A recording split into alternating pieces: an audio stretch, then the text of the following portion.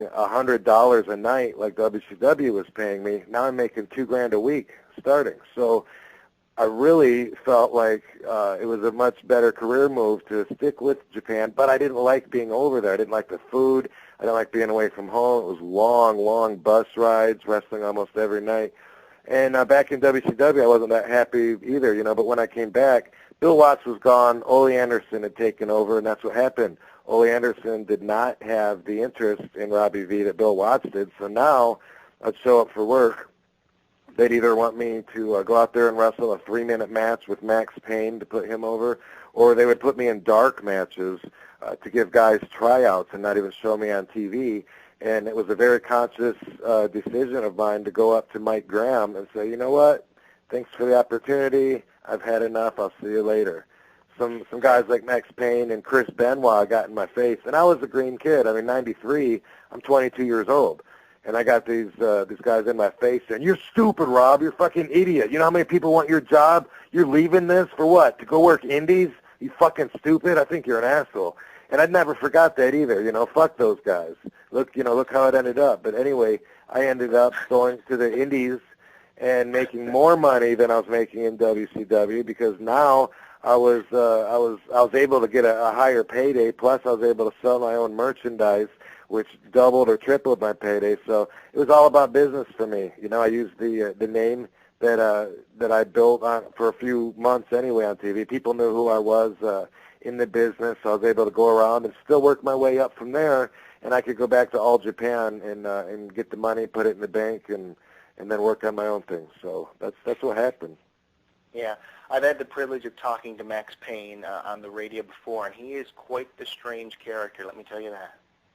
Yeah, I barely remember him because I was so young and so green at the time that, everything was kind of, happening at once, like, oh, my God, I was, thrust out into this world. But Max Payne and I started at the same time. I remember seeing him in the office there at WCW, being hired the same day. We were meeting with Bill Watts. And after that, it was obvious to me that he was a veteran that had been around. He was a lot more comfortable, with the whole scenario.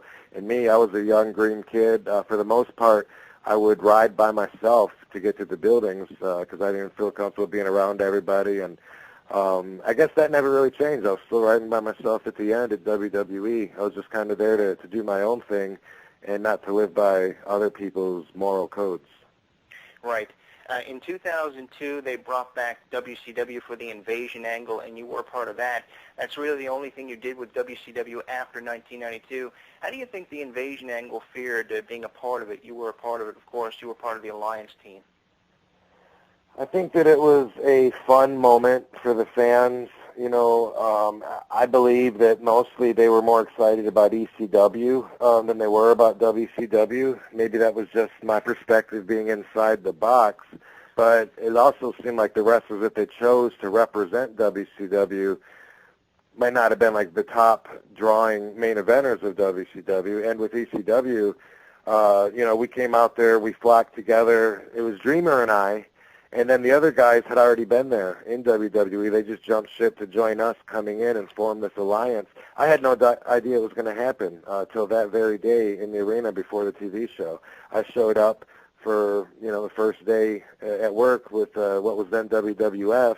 And when they were talking to me about this alliance and representing ECW, I couldn't have been happier. Are you kidding me? ECW, that was my favorite time of my career. That was where my integrity and my character all developed and came to existence, and that's something I've never been able to let go. In fact, any of us that were part of ECW will always be former ECW wrestlers because it's in our heart. So to go out there to WWE, which I didn't want to do, I felt like a sellout. There was nothing else left. The only way to continue my career was to go to an organization that was so commercialized that I didn't even enjoy the product. I didn't enjoy the style, but I went there because it was the right thing to do. So to go there and represent being an outsider that wants, to come in his own way and not to adapt, that was perfect for me. Great stuff. Now, you had a feud with Sabu, and you later became a tag team with him. You feuded with many teams in ECW. What was it like working against Sabu and forming a team with him? Well, Sabu is family. I met him when I was 18 years old when I wanted to be a pro wrestler, and he was the first guy to get in the ring, you know, and test my balance and leverage and wrestle around with me with the Sheik there sitting outside the ring to shout, you know, direction. So because of that, Sabu has been always there. He's the guy that I've known longer than anybody else in the business. When we first did the Tennessee territory back in '91, which is where all the wrestlers used to start out. They used to always have to go through Memphis before they went anywhere. That was the old traditional ways. We really, you know, we bonded a lot because there was like 3 or 4 of us in a car, and we basically lived together on the road. We'd drive 700 miles. We'd be eating at the buffet together. We'd all split a hotel room. You know, we'd go to the gym together. That's how it was. And because I was so young, I wasn't even old enough to drink yet.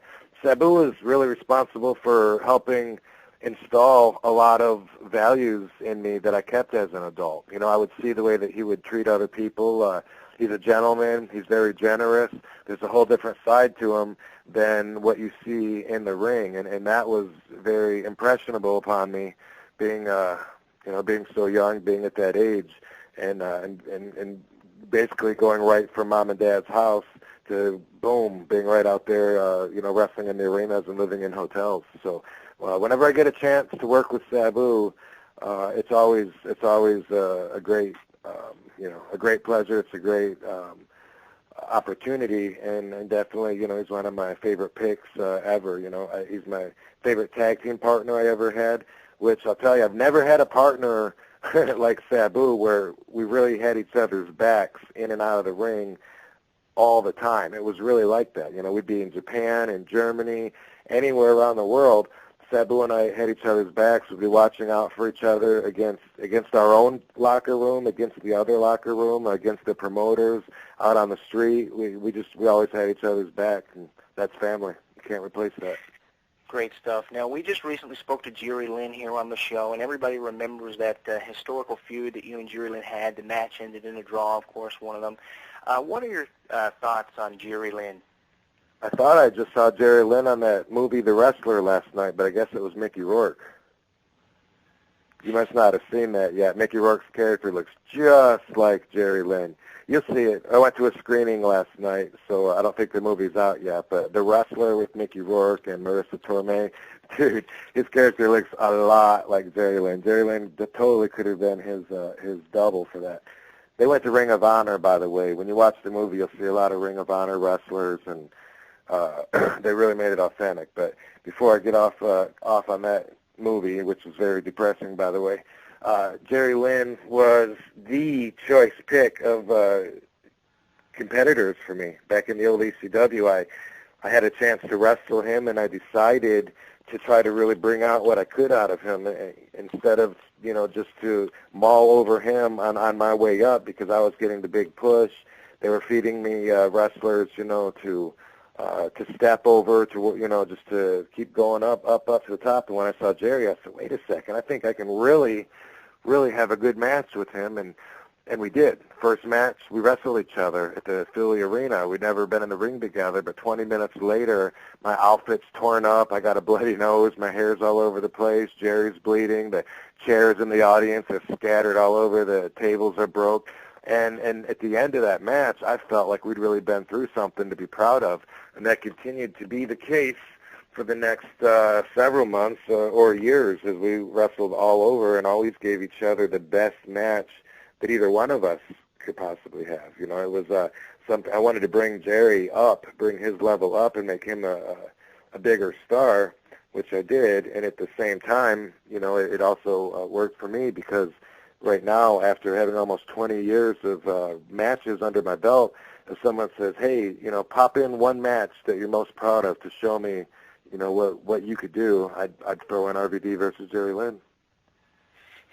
RVD versus Jerry Lynn, one of the most memorable feuds in the ECW, and I remember watching those matches, and they were absolutely incredible. And you mentioned The Wrestler there. We've been promoting The Wrestler here on this show quite well. We just recently interviewed Ernest Miller, and I don't know if you have any fond stories of Ernest Miller to share with us, but he is one crazy-ass man, I'll tell you that. Yeah, I really don't know. I don't know him that well. I've met him in passing a few times. I've got no stories to share, but what a great opportunity for him, because to me it seems like he's been in the wrestling business for 2 minutes. And a lot of the guys, it seems like that, just because it's been like such a long road for me. And bam, there you go. There he is wrestling in the main event against Mickey Rourke on a worldwide movie that is getting huge exposure. This has been nominated for some kind of global awards, and Mickey Rourke's expecting to be nominated for an Academy Award, I think, and all this. We saw it last night. The story that they chose to tell about wrestling is true. It's very authentic. It's disturbingly authentic. And it's definitely not a whole picture. Overall, I found the movie disturbing. It was entertaining to sit through and to watch it, but afterwards, when I had to really search my feelings, I found myself unsatisfied, feeling like, just basically like it was unsatisfied. That's the list. I mean, it was good. The acting was good. Mickey Rourke was awesome. Marissa Tomei was awesome. Seeing her strip. But the story that they chose to tell is of the hopeless wrestler from the 80s that's still wrestling right now, that can't get out of it, that has no future, that actually has no hope, and it's like it's a story that has, that character isn't going to have a happy ending. So I mean, like I say, it's very disturbing. They got it down. I mean, they got the wrestler that can't even